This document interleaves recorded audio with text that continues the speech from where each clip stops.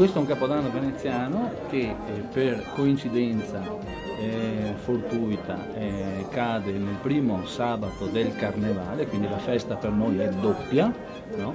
E quindi ecco che abbiamo avuto come regalo le fantastiche Marie, le donne più belle di Venezia, no?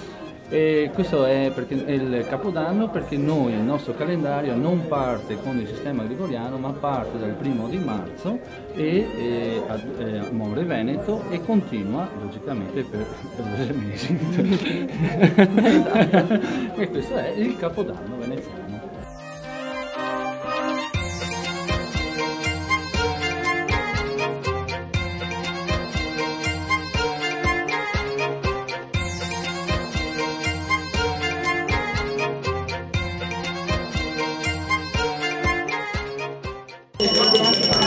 Il cagnetto de Aparona.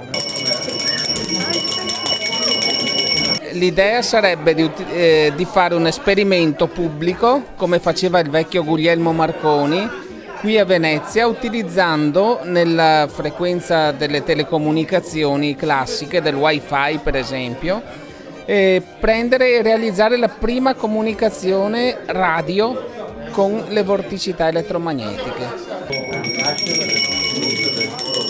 L'unica persona che mi ha ancora mi ha ciappato peso e mi ha portato dentro e mi ha fatto star bene è la persona che vorrei dedicare questa festa, che sarebbe il signor Gigi, che sarebbe il papà di questa persona.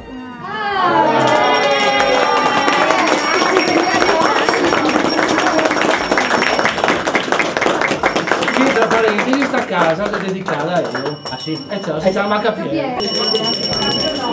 Equilibrio e proporzione. Niente che deve essere in più e niente che deve essere in manco. E a misura di tutto, così schei.